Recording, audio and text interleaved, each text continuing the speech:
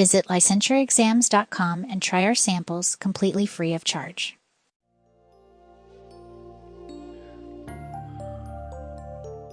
Janie from Chicago, who's getting ready for her licensing exam, sent me an email and asked if I would do some kind of assessments that are used in alcohol addiction. Well, I can't say that I envy her living in the frozen tundra of the North. I might be driven to drink myself if it wasn't for Chicago-style pizza and Giordano's. I always thought it was Chicago-style hot dogs that were the draw for you as, until that day I saw you drown your dogs in ketchup, which is obviously a cardinal sin for anyone from the Windy City. Listen, you go saying stuff like that, and you're going to make it so that they're suspecting me when I go there. Come on. So welcome to today's podcast. In this series, we're covering some of the assessment tools you may encounter on your licensure exam. And in this episode, it focuses on the CAGE questionnaire. The CAGE is a widely used tool that helps identify alcohol use disorder in adults. I'm Dr. Linton Hutchinson with my co-host, Eric Trockman. So, Eric, what accounts for the CAGE's popularity? Well, the secret lies in the fact that it's super quick to administer, yet it punches through a lot of the fog in order to get to the heart of the matter. Okay, so what's the format of the CAGE? Well, you're not going to believe this, but it consists of all of 4 questions, and each one is just a yes or no response, which means that you can administer it pretty quickly. And the 4 questions are simple, and yet they're penetratingly powerful. First, have you ever felt you should cut down on your drinking? Second, have people annoyed you by criticizing your drinking? Third, have you ever felt guilty because of your drinking? And number 4, have you ever had a drink the first thing in the morning to steady your nerves or to get rid of a hangover? Some people call it an eye opener. And if you look there, CAGE was from the words cut, annoyed, guilty, and eye opener. And those were the acronym for the test itself. Well, 4 questions seems pretty short. So how much time does it actually take? Well, usually a minute or less, allowing it to be easily incorporated into any assessment context without really disrupting the flow of an evaluation or a consultation. You really weren't kidding about it being short. How's it scored? Scoring couldn't be more simple. Each yes response is scored as 1 point. If you have 2 or more points, that indicates that the client might have an alcohol problem, which would warrant further investigation or referral to a specialist for a more comprehensive assessment. I don't know, Ez. The whole thing sounds a bit bogus. But based on the scoring scheme you outlined, it seems like everyone would have a drinking problem. So just who is it designed for? Looks like your inner skeptic is breaking through that Carl Rogers unconditional positive regard veneer you always project. Hey, come on. Carl was a friend of mine. We palled around in the 60s. Well, at least in spirit. There you go.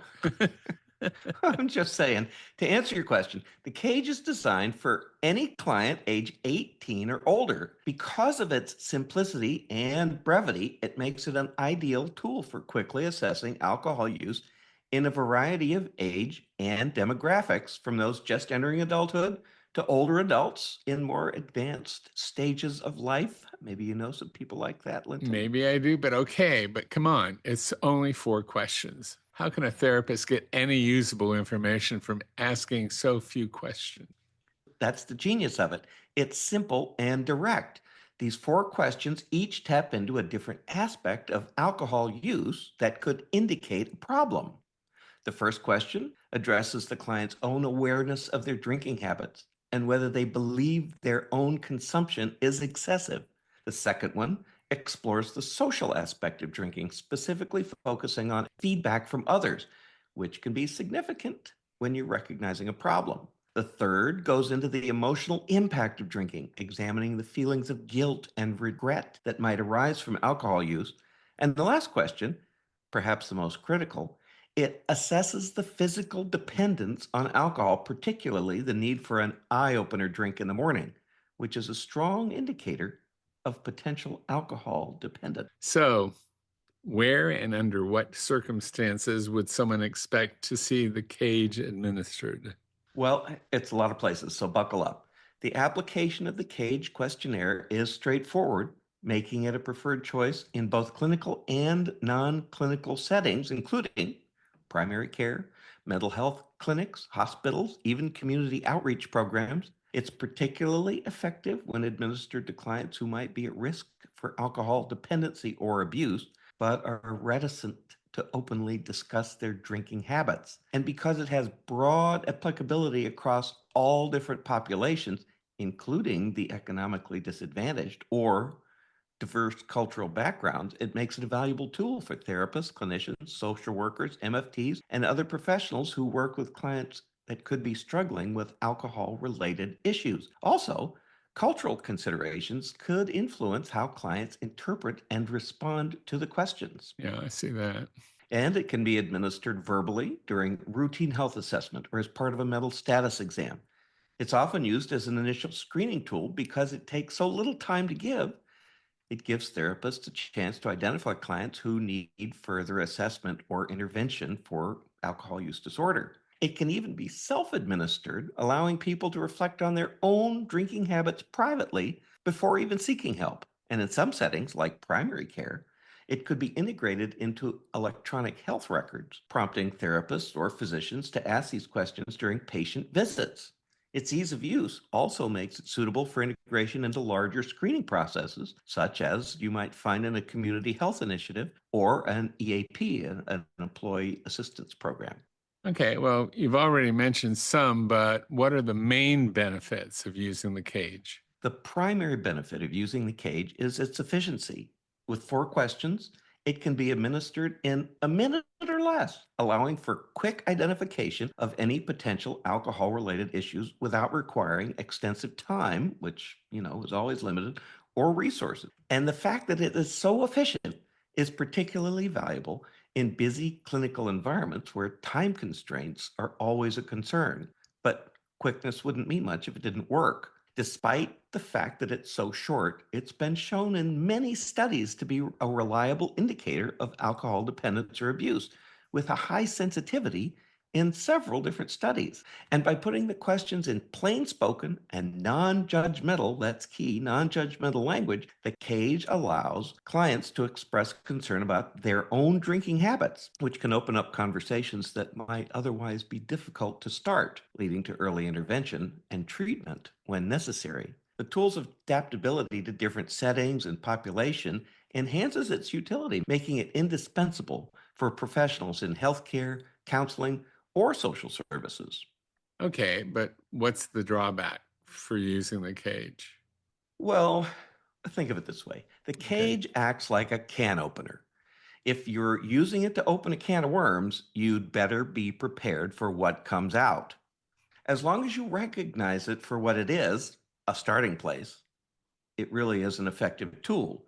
If you're using it for something and thinking it's a more comprehensive assessment, you've exceeded its bounds and you're not going to get what you want out of it. So I wonder who would have ever thought that just asking a client 4 questions could be useful. So let me see if we can summarize what we've discussed. Since the cage is brief, it can be administered in just a few minutes.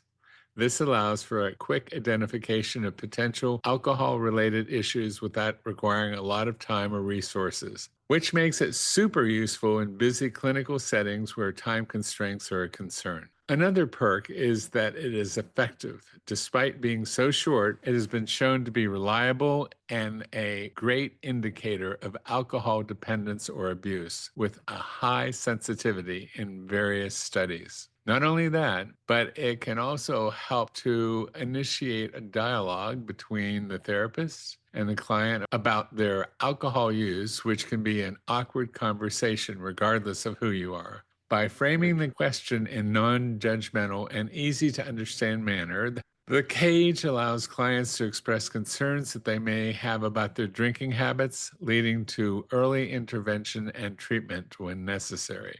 Also, because it's adaptable across different settings and populations, it is an indispensable tool for professionals in healthcare, counseling, or social services, though other cultural considerations may be needed to be taken into account.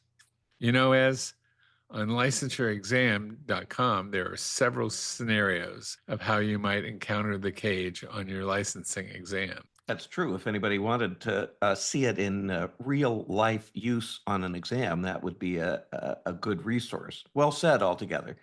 As always, any inventory or assessment, regardless of length or, in this case, shortness, or breadth of use, should be a part of a more comprehensive diagnostic process. That being said, the cage certainly deserves to be kept in mind for use in practice and to be aware of for those looking toward licensure. True enough. It just struck me that we've been chatting about the cage for about 15 minutes. Well, that's about right. What about it? We could have administered the cage a dozen times by now. Well, that's irony for you right there. We've talked about it longer than it takes to give. Well, as for this episode, that's a wrap. As always, thanks to all our listeners and for all the good work you do. And always remember, it's in there. Bye-bye.